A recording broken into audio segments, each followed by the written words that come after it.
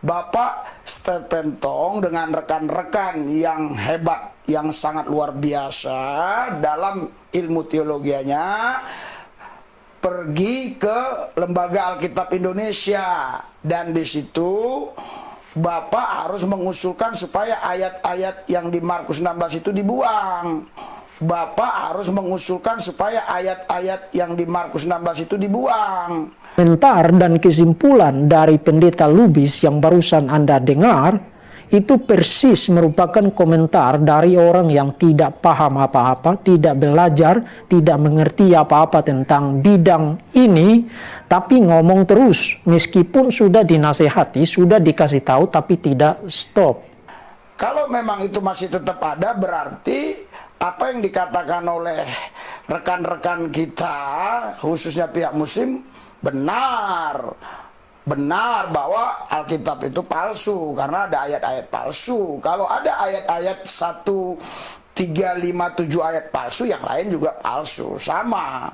Fakta mengenai varian-varian tekstual salinan-salinan Alkitab itu merupakan kesimpulan yang tidak pernah membahayakan kekristenan, khususnya membahayakan status Alkitab. MU ini klub astaga. Assalamualaikum warahmatullahi wabarakatuh. Selamat sore, selamat siang teman-teman. Jumpa kembali di Al Ayyubi Channel. Saya ucapkan terima kasih buat yang sudah subscribe dan terus mendukung channel ini. Dan kesempatan kali ini kita akan menyimak orang lagi begaduh seputar kitab suci, seputar ayat kitab suci, ya. Ya seperti itulah mereka, ya. Pendeta Rizuli Lubis, teman-teman, mengusulkan atau meminta kepada pendeta Stephen Tong agar supaya mendatangi Lembaga Alkitab Indonesia, ya.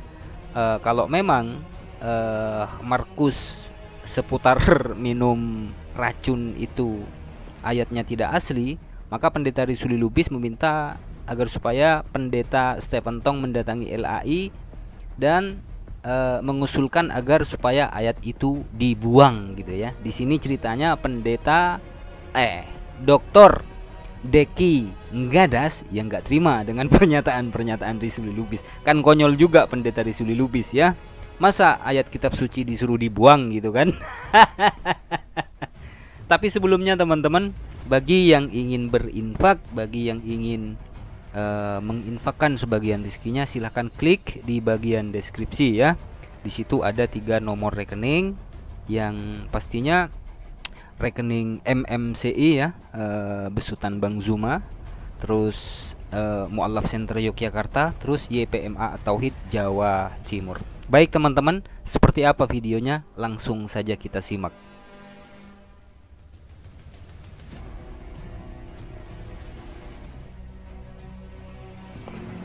Nah, saya perlu tandaskan di awal bahwa isi kesimpulan pendeta Lubis meskipun sama persis dengan isi kesimpulan dari Muslims ketika berhadapan dengan fakta mengenai varian-varian tekstual salinan-salinan Alkitab, itu merupakan kesimpulan yang tidak pernah membahayakan kekristenan, khususnya membahayakan status Alkitab.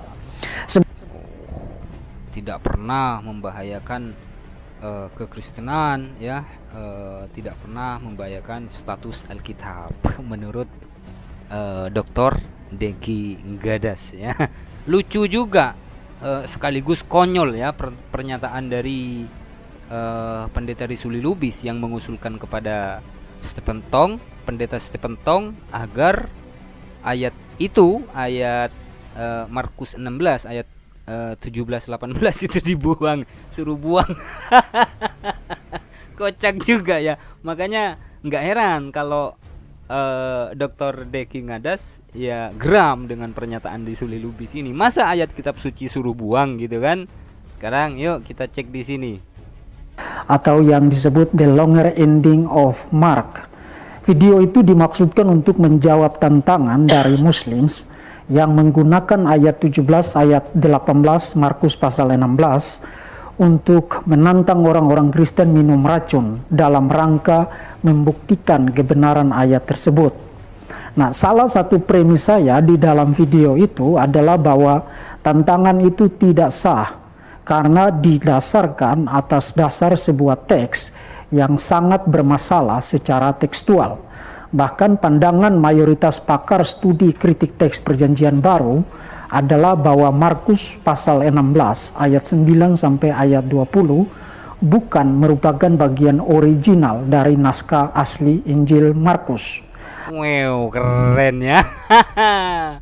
Pendeta Rizuli Lubis mengusulkan agar supaya Markus pasal 16 ayat 17 dan 18 itu kalau memang tidak original, kalau memang tidak asli, ya dibuang saja gitu kan, kata Pendeta Rizuli Lubis. Nah, di sini ditegaskan oleh Dr. Deki Nggadas ya, untuk menjawab tantangan Muslim disuruh minum racun katanya mereka itu tantangannya nggak sah, teman-teman. Tantangannya nggak sah. Kenapa? Karena teksnya itu bermasalah. Teksnya itu tidak orisinal, tidak asli, tidak orisinil. Kalau tidak orisinil kan berarti ada yang lain kan, ada yang kalau spare part mobil atau spare part motor itu kan ada yang ori, ada yang KW kan gitu ya. Kita lanjutkan, teman-teman.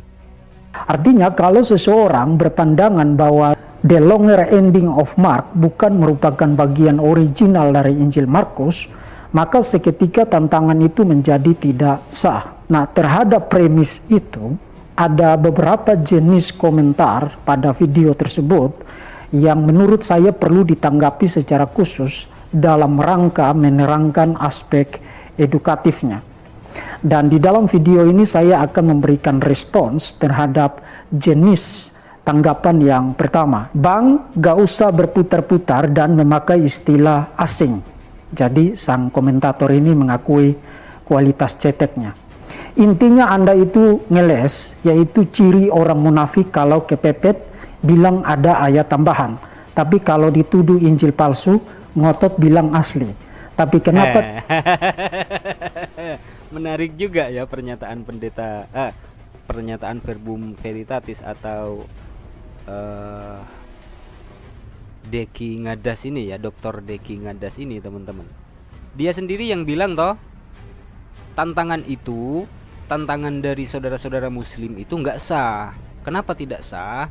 Karena dasar ayatnya itu berdasar dari teks yang tidak original. Kalau tidak original, ya bisa disebut titik-titik lah ya, teman-teman yang bisa menyimpulkan. Jadi ceritanya ya Pendeta Rizuli Lubis menang banyak. Konyol Pendeta Rizuli Lubis ya, konyol sekaligus ya konyol. Memang konyol. Masa ada ayat kitab suci Markus pasal 16 ayat 17-18 disuruh buang sama Pendeta Rizuli Lubis. Aduh. Ya begitulah kalau menonton orang lagi bergelut seputar ayat kitab suci. Terima kasih teman-teman, mohon maaf apabila ada silap kata. Wassalamualaikum warahmatullahi wabarakatuh.